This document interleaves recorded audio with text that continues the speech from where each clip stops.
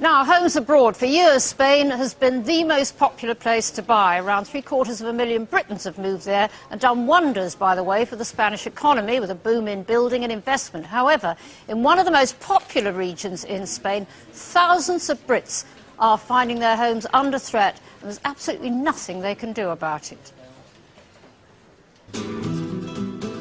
Rolling hills, spectacular scenery, from sophisticated Seville to the tourist magnet of Malaga. This is Andalusia, the region of southern Spain that Brits have made their own.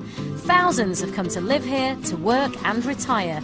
But for some, the paradise they dreamed of is crumbling. It burns you out. You argue over the least little thing. I blame myself because I'm the one who made the ultimate decision to come to the sun.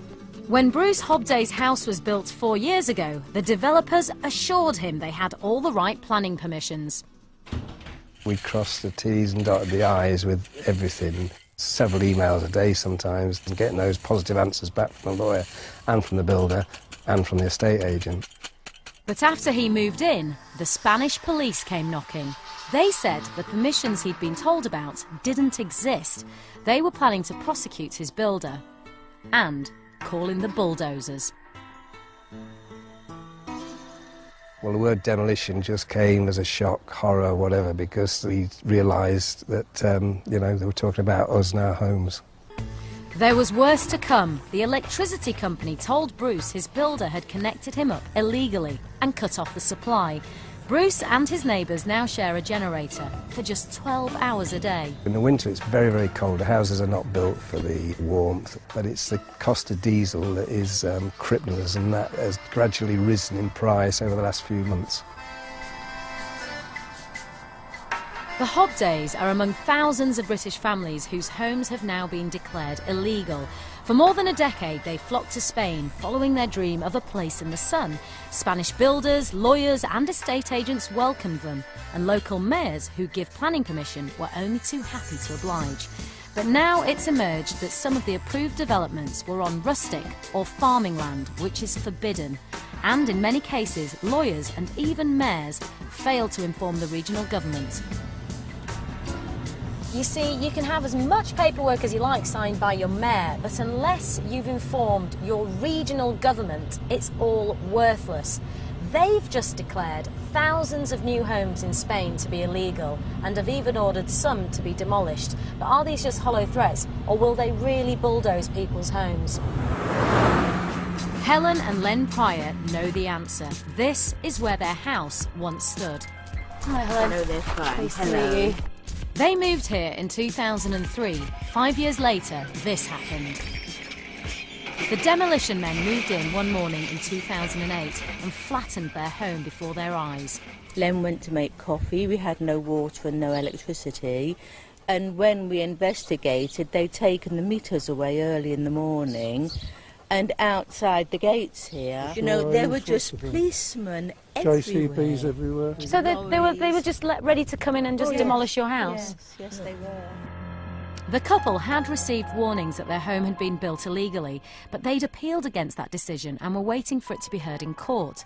That didn't matter to the regional government. They gave the Pryors just a few hours to move their belongings. As far as you were concerned, had you done everything by the book? Exactly. Absolutely everything. Last year, a court in Madrid accepted that their house had been wrongly demolished. It ordered their local town hall to provide them with alternative accommodation, but the couple are still fighting for compensation. I go to bed angry, I wake up in the morning angry, I spend my whole life like this.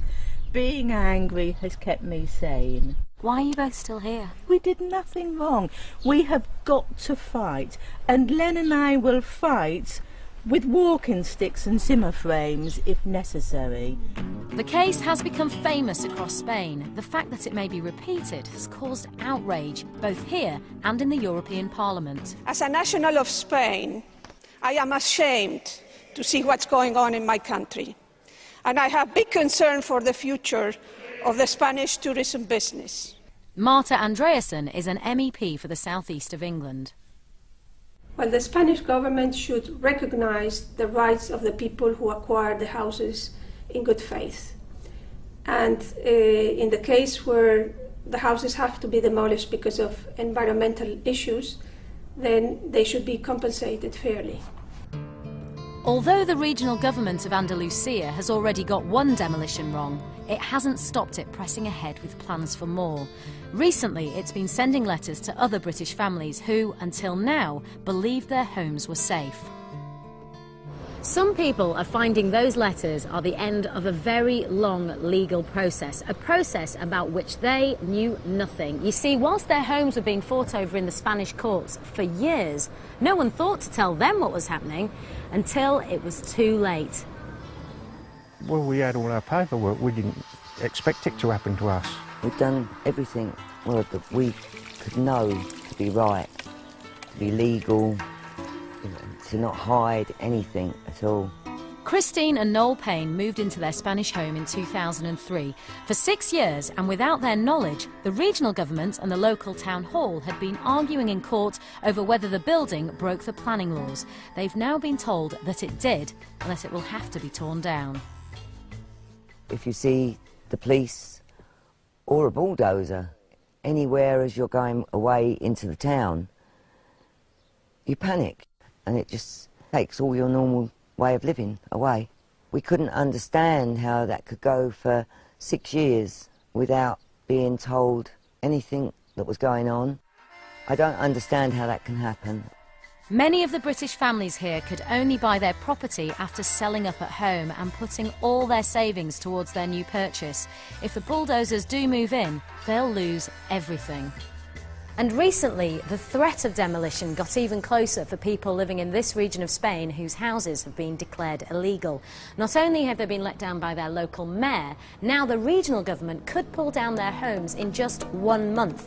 It's what the Spanish newspapers are calling express demolition.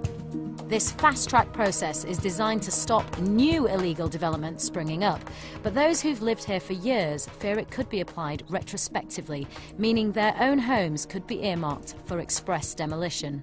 Our concern is that it's not clear in the text whether that can be applied to illegal houses of long standing, and it has not been unknown for the governments in this area to act hastily in the demolition of houses.